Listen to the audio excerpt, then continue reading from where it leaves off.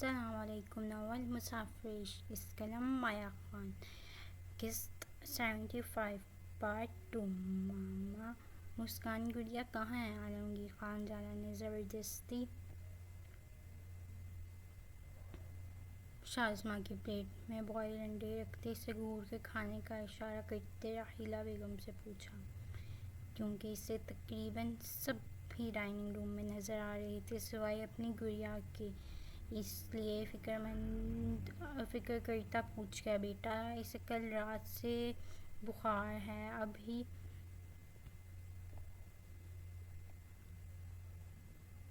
بہتر تو ہے ویسے، لیکن میں اسے دوائی دے کر آرام کرنے کا بول آئی ہوں. راحیلہ بیگم نے اپنے بیٹے کو بہن کی فکر دیکھتے نرم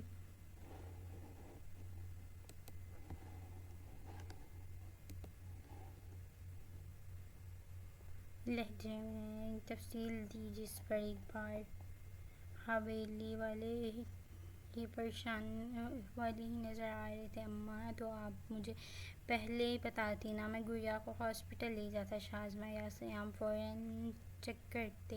اسے عالمگیر خان زالہ نے بے چینی سے چائے پیتے ہاتھ روکے اور بے چینی سے کہا، وہ اپنے سب رشتہ داروں کے لیے بے حد حساس تھا. بیٹا میں نے سیام سے ہی میڈیسن لے کر اسے دی ہے، اب بہتر ہے پہلے سے. وہ راحیلہ بیگم نے سب کے ہی پریشان چہرے دیکھتے ہوئے مسکان کو دیکھ کر آئی. شازمہ جو پہلے ہی یہاں سے اٹھنے کے بہانے ڈھونڈ رہی تھی کہ مسکان کے بخار کا سنتے فوراً اٹھتے بولی، اسے سچ میں فکر ہوئی تھی، چھوٹی بہنوں کی طرح تھی وہ. شازمہ جان آپ کیوں چاہ رہی ہیں میں زبردستی سب کے سامنے اپنے طریقے سے آپ کو کھانا کھلاؤں؟ اگر 1 منٹ میں یہ سب ختم نہ ہوا. عالمگیر نے شازمہ کو کھانا کرتے دیکھ بھاری آواز میں ڈپٹتے سب کی پرواہ کیے بغیر اپنے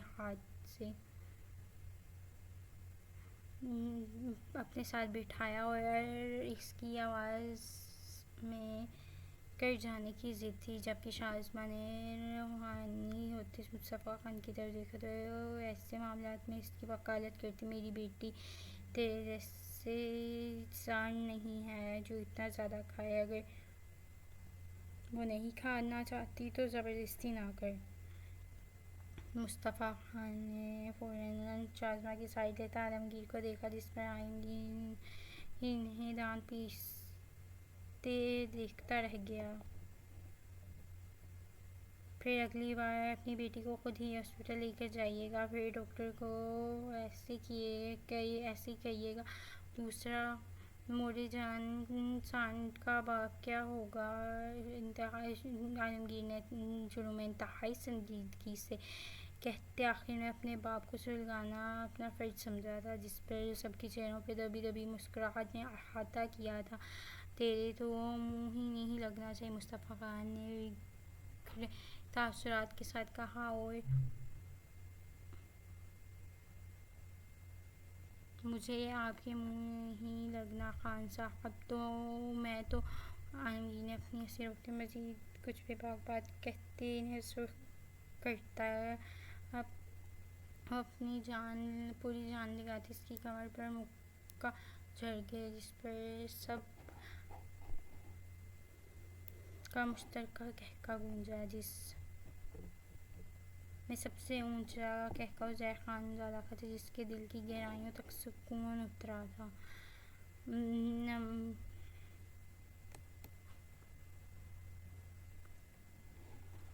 عالمگیر کو اپنی طرف دیکھ کر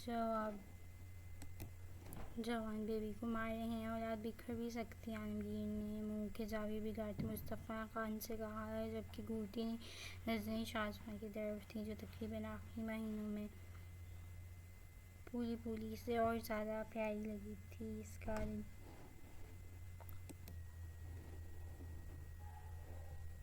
کا دل ٹوٹا تھا، اسے گلاب جامن سمجھ کر بس کھا جائے شازمہ سب کے سامنے، اس کے یوں دیکھنے پر لال ہوتی جائے اور کو جو قیام مزہ تو اسے بھی بہت آیا تھا اپنے بے شرم شوہر کو مار پڑتے دیکھ، مگر اپنی ہنسی بمشکل جب کہ اس اولاد کو مار مار کر مجھے سیدھا بھی کرنا آتا ہے جس کے منہ میں زبان ہی نہیں سکتی،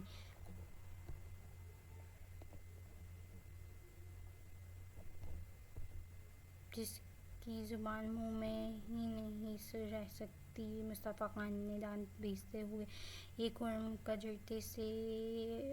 جھیرتے کہا، اگر ان کی اولاد اور ایکٹر تھی تو وہ بھی انہی کے باپ سے۔ اچھی اولاد تو کوئی قدر ہی نہیں جا رہا ہوں میں۔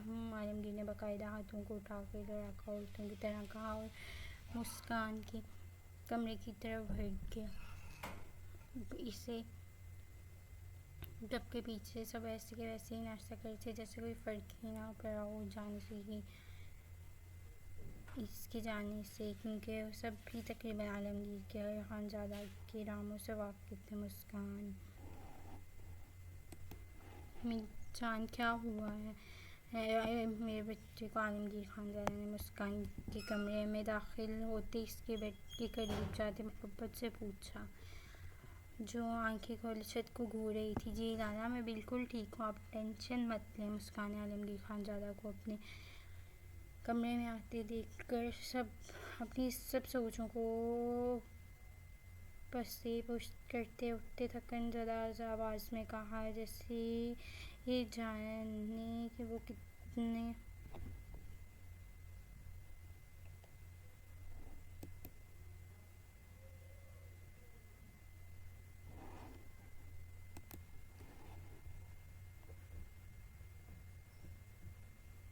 اچھا سچی بتاؤ میری گڑیا کو کیا ہوا ہے، کس چیز کی ٹینشن؟ عالمگیر خانزادہ نے مسکان کے ساتھ بیڈ پر بیٹھتے محبت سے پوچھا، جس کی آنکھیں پہلے ہی نم تھیں۔ وہ اچھے طریقے سے جانتا تھا اس کی بہن کو بخار تب ہی ہوتا تھا جب وہ حد سے زیادہ پریشان ہوتی تھی۔ کچھ نہیں لالا، مسکان نے بمشکل آنکھوں کی نمی کو پیچھے دھکیلتے عالمگیر خانزادہ کے سینے سے لگتے کہا تھا، اس کا بھائی کتنے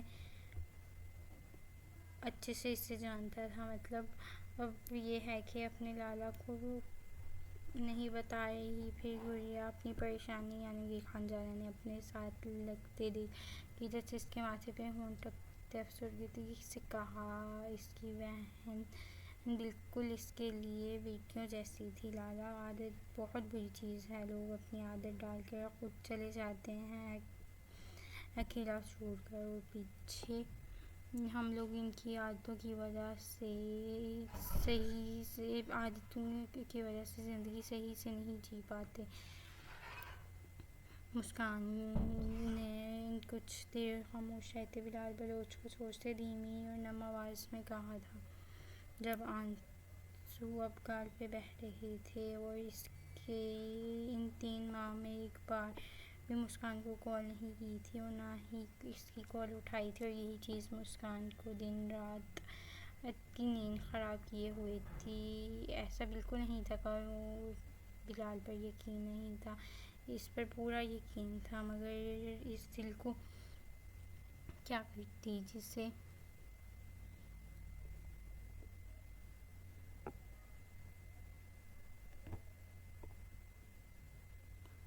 بلال بلوچ سے بات کرنے کی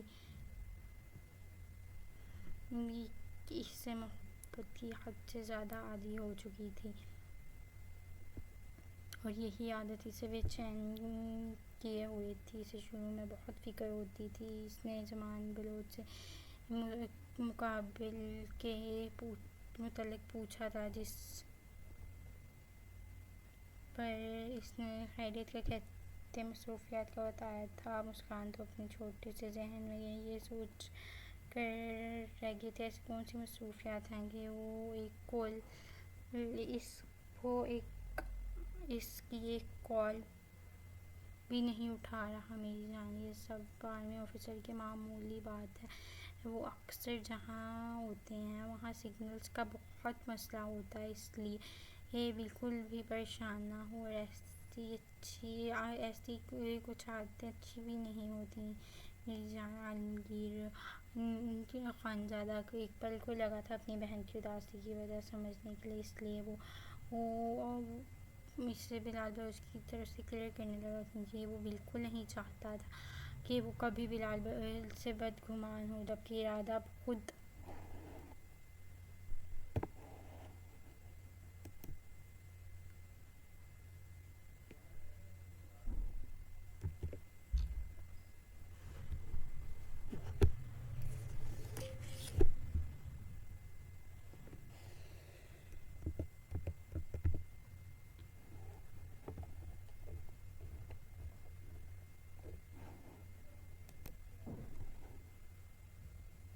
اداسی کی وجہ جاننے میں، اسی لیے بلال بلوچ کی طرف سے کلیئر کرنے لگا، کیونکہ وہ بالکل نہیں چاہتا تھا کہ وہ کبھی بلال سے بدگمان ہو، بلکہ ارادہ خود ایک بار بلال بلوچ کو ہیڈ کوارٹر کا پتہ کرنے کا تھا۔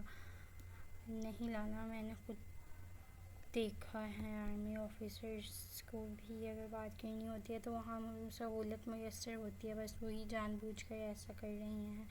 مسکان کو تو جیسے عالمگیر کی بات سے بالکل فرق نہیں پڑا، وہ پہلے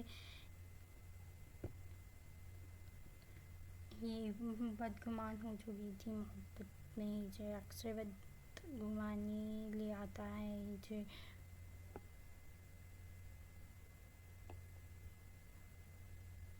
ہجر بھی وہ جو انتظار بن کر سولی پہ لٹکا دے جان۔ اچھا، آپ فکر نہیں کرو، اب آئے گا تو میں اس کے کان کھینچوں گا کہ کیوں اس نے میری بہن کو تنگ کیا۔ عالمگیر نے اس کا موڈ صحیح کرنے کے لیے جان بوجھ کر بلال بلوچ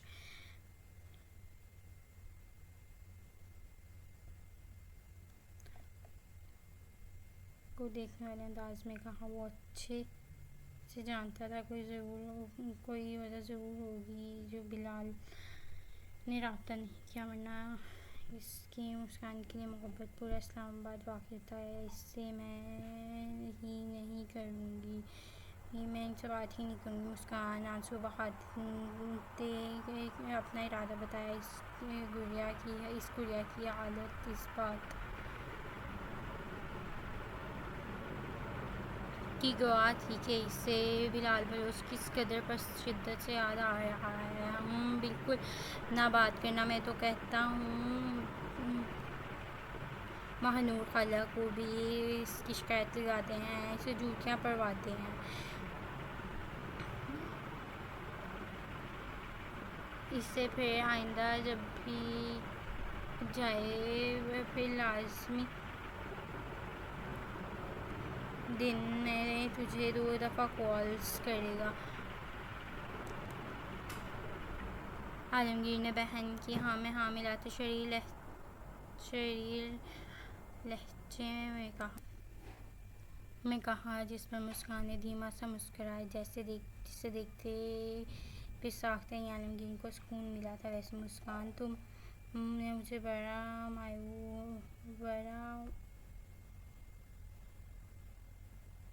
مایوس کیا ہے۔ عالمگیر نے کچھ یاد آنے پر فوراً بات بدلتے مسکان کی آنکھوں سے آنسو صاف کرتے حیرت سے اسے دیکھنے لگی۔ میں نے البتہ آواز ایک بار پھر نم ہو گئی تھی، وہ سوچ بھی نہیں سکتی تھی اپنے لالا کو ڈس اپوائنٹ کرنے کا۔ ہاں نا یار، میں نے سوچا تھا کہ تم اپنی بھابھی سے لڑائیاں کرتے ان کا جینا حرام کرو گی، اور مجھے مزہ آئے گا کہ تم میرا جینا حرام کرنے والوں کا بھی کوئی کر رہا ہے، مگر تم نے تو ایسا کچھ نہیں کیا، اور تمہارے معصوم لالا تمہاری بھابھی سے اتنا ڈرتا ہے۔ عالمگیر خانزادہ نے بیچاری سی شکل بناتے کہا کہ مسکان کھلکھلا کر ہنس دی، جبکہ شازمہ جو ناشتہ کرتے مسکان کو یہاں دیکھنے آئی تھی، عالمگیر کی بات سنتے حیرت ہوتی اسے دیکھنے لگی، جو ڈر ہی نہ جائے کہیں اس سے۔ توبہ! شازمہ دونوں بہن بھائیوں کو اسپیس دینے کی خاطر اپنے کمرے کی جانب بھر گئی تھی، جبکہ ارادہ اب عالمگیر خانزادہ سے ناراض ہونے کا تھا، جو 24 گھنٹے اس کی جان.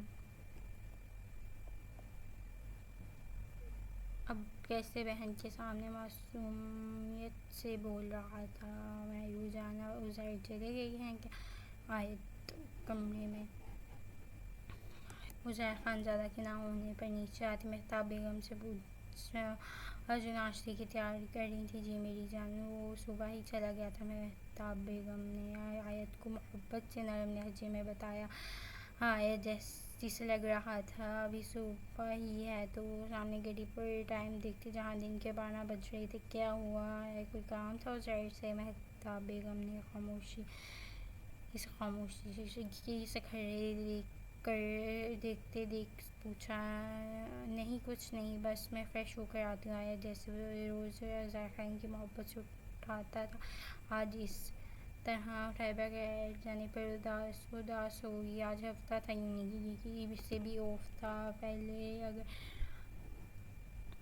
اوف بھی ہوتا تھا تب بھی عزیر خانزادہ اسے اپنے ساتھ ناشتے کے لیے اٹھانا ضرور اٹھاتا تھا. اچھا اوکے میں اپنی بیٹی کو آج خود ناشتہ بناتی ہوں. مہتاب بیگم نے اس کے اداس چہرے کو دیکھتے کہا. کہاں اچھا لگتا تھا اپنی معصوم بہو کا بیٹی کا اترا ہوا چہرہ. اوکے تھینک یو سو مچ مہرو جان. آیت ان کے گال جیسی سفید لال چہرے پر مسکراتے ہوئے لب رکھتی اور اپنے کنبے کی طرف بھرتی تھی جبکہ پیچھے بھی ساختہ مہتاب بیگم شرم سے لال ہوئی تھی. ابھی انہیں کال کر کے پوچھتی ہوں کہ آج اٹھایا کیوں نہیں مجھے. آیت کمرے میں آتے فوراً اپنا فون پکڑتے بولی اور ساتھ ہی عزیر خانزادہ کو کال کرنے لگی جو آج پہلی ہی بیل میں اٹھائی نہیں گئی تھی. ہمیشہ کی طرح اسے کال نہ اٹھاتے دیکھ صبری سے دوبارہ کرنے لگی. کیا مسئلہ ہے؟ یا بندہ کام کرنے کے لیے آفس آتا ہے اور وہاں بھی چین سے کام نہیں کرنے دیتی ہو. جیب کال پر کال کر رہا ہے. فون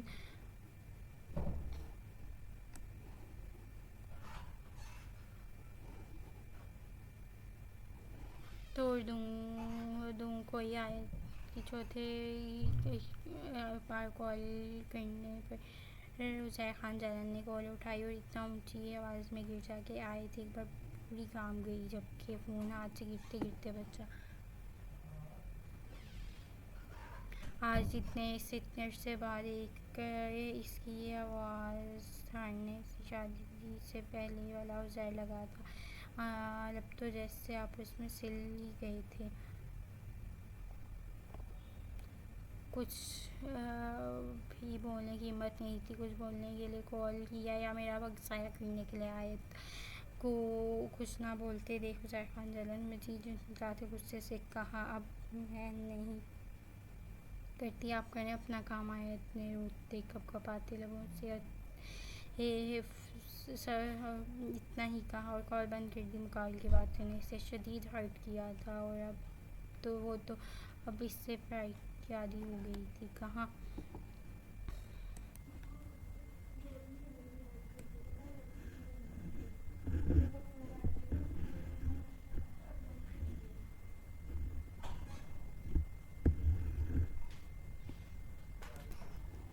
کال بند کر دی. مقابل کی باتوں نے اسے شدید ہرٹ کیا تھا.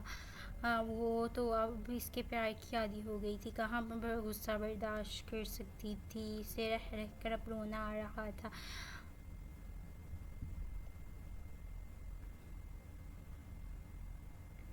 ابھی تک وہ یقینی تھی کہ عزیر خانزادہ نے اس سے بات کی ہے. البتہ دوسری طرف عزیر خانزادہ نے اس کی نم آواز سنتے ساری تھکن ہوا ہوئی تھی.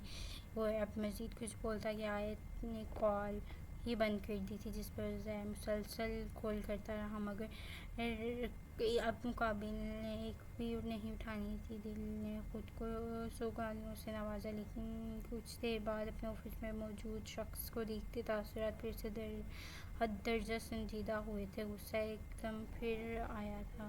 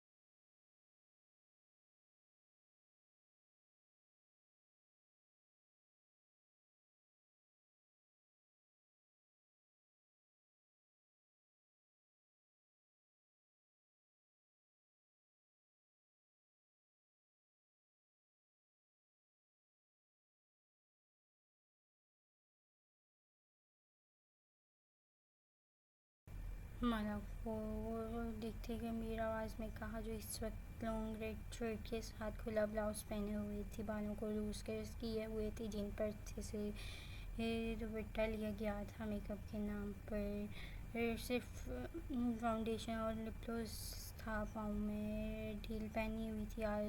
آج خود کے ڈیزائن کی ڈریس میں موجود کوئی اس طرح معلوم ہو رہی تھی۔ شاہزین تو اسے نظریں ہی نہیں ہٹ رہی تھیں۔ "Thank you so much dear", مالا نے شاہزین کی گال پر لب رکھتے اس کے جذبات میں مزید طوفان مارتے کہا۔ اس کو بہت اچھا لگتا تھا شاہزین کو اپنے لیے دیوانہ دیکھنا۔ وہ گرے لیڈی باس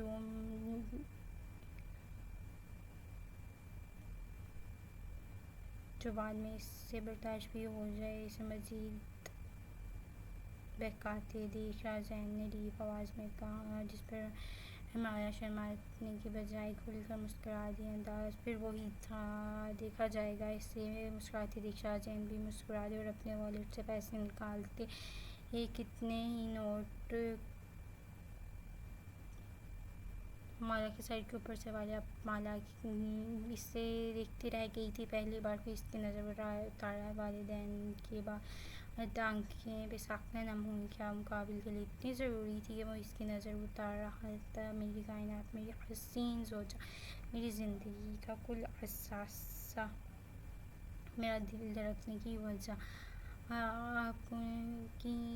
آپ کی نظر اتارنا میرا فرض ہے۔ شاہزین نے مالا کی نم آنکھوں کو دیکھ کر عقیدت سے ہونٹ رکھتے دنیا کی یہاں کی محبت لہجے میں سمجھ گیا، جس پر تقریباً آج مالا کو رشک کرنے لگی تھی۔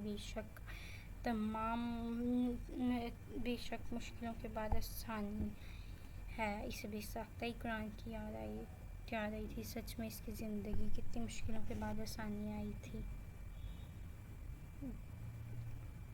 اس سے آپ بہت اچھے لگ رہے ہیں، مالا نے مسکراتے شاہزین کی تعریف کی، جو کریم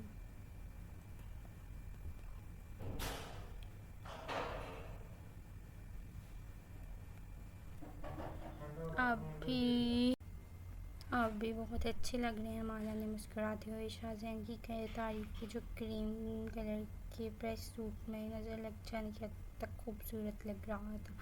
شاہزین اپنی تعریف پر کھل کر مسکرایا۔ اس لڑکی کی موجودگی میں ہی تو اسے اپنا آپ اچھا لگتا تھا۔ زیادہ ہنسنے کی ضرورت نہیں۔ آج پورا ایونٹ آپ میرے ساتھ رہیں گے تاکہ سب کو پتہ چلے کہ آپ صرف اور صرف میرے ہیں اور کوئی نادیدی آپ کو دیکھے نہ۔ مالا اس کی مسکراہٹ کی نظر دل میں اتارتے بظاہر گھور کر کہا، اور شاہزین کے لیے حد سے زیادہ سینس پوزیسو تھی۔ اوکے میڈم، آپ مجھے اپنے